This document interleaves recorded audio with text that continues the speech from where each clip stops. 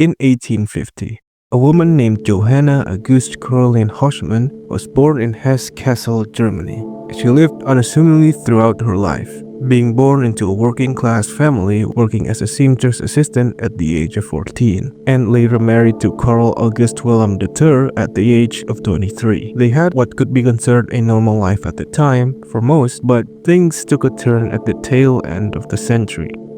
In the late 1890s, Auguste de Ter showed symptoms of memory loss and started to have delusions and even having episodes of vegetative states. Turning the century, her mental stability only grew for the worse. She would develop insomnia, became sluggish in housework, developing paranoia about the people around her, and going so far as to accuse her husband to be cheating on her. And in November 1901, she was admitted to the Institute for the Mentally Ill and for Epileptics and was examined by Dr. Alois Alzheimer, a German neurologist. During his examinations, he would frequently ask questions to see if she would remember them at a later time. He would have her try to write her name on a piece of paper, but she would forget mid-writing and say, "I have lost myself."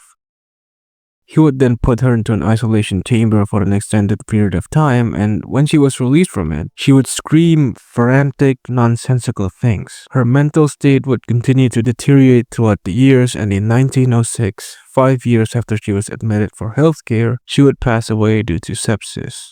After the news of her passing, Alzheimer would request her medical records and brain be sent his way for examination. Here, the disease would be named as we know it today, Alzheimer's disease, named after Dr. Alois Alzheimer.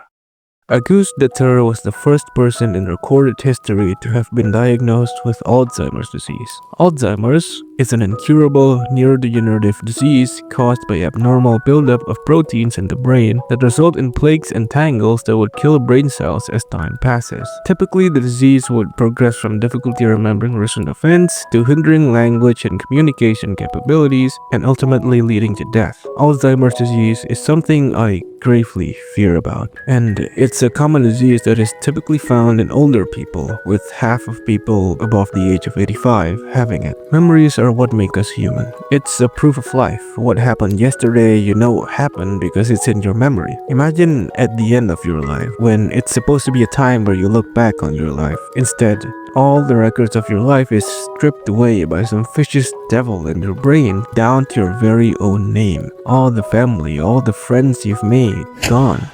No records, no face to remember. You lay there in your hospital bed, surrounded by faces that look eerily familiar, but you can't remember a thing. You can only ask yourself, in a blurry, confusing fog, who are they? It's a question you yourself can't answer because you don't even know who you are.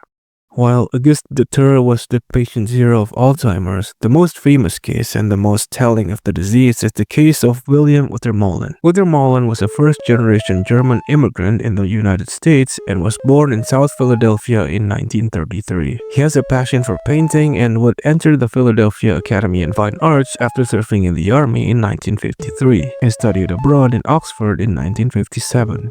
His artwork would be featured in multiple exhibitions, and he would continue to teach art in Amherst College in Massachusetts in 1972. But it was not until the 1990s where Alzheimer's would strike Utermohlen.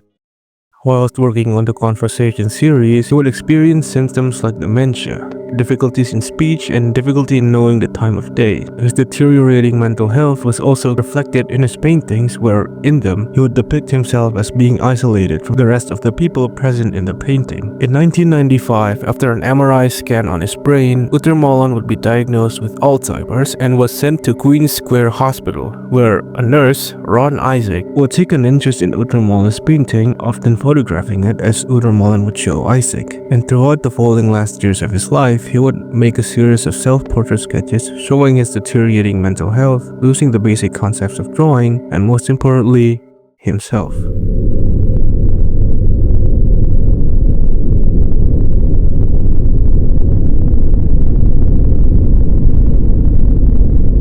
In the year 2000, Utermohlen would retire from painting, and this was the last of his self-portraits. It is bone-chilling. Behind this sketch is a man who has lost himself, lost his world and everything he lived through. And this sketch is a terrifying impression of that.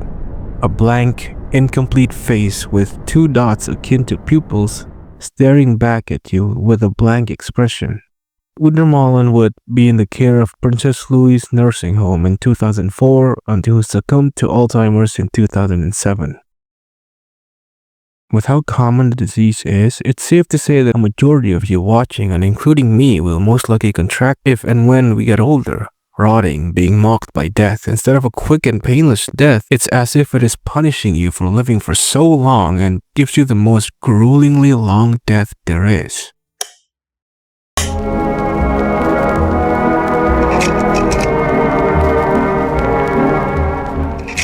Everywhere at the End of Time is an album made by James Cleland Kirby, also known as the Caretaker.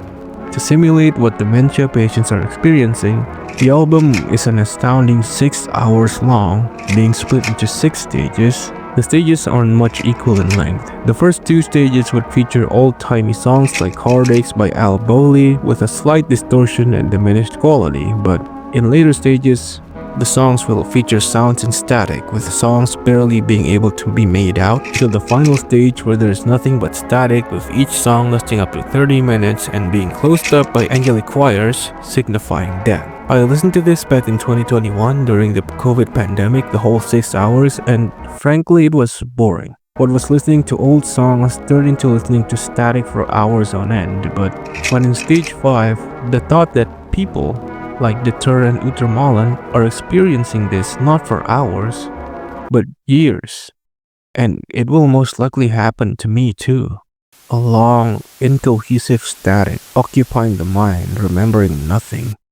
And that's really it on why I'm so terrified on this disease. It's terrifying, drawn out, the natural erasure of your proof of life. While there are medicine to slow down the development of plagues, there are no cure to outright fix it yet. And I wanted to dumb down the jokes in this one to get into the spooky mood and make this video a sort of Halloween special and talk about something that I'm genuinely terrified about. And if you fear it or something similar, leave your thoughts in the comment section below. This video is a safe place for people who eat rice with QP mayo. And yeah, that's pretty much it. If you've made it this far, I hope you enjoyed the video. Subscribe for more content like this. And wait, what was I gonna say?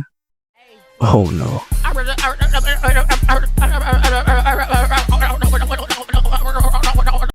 Pull up, 4 for the 4, 4. 41 with the 4 for the 4, 4.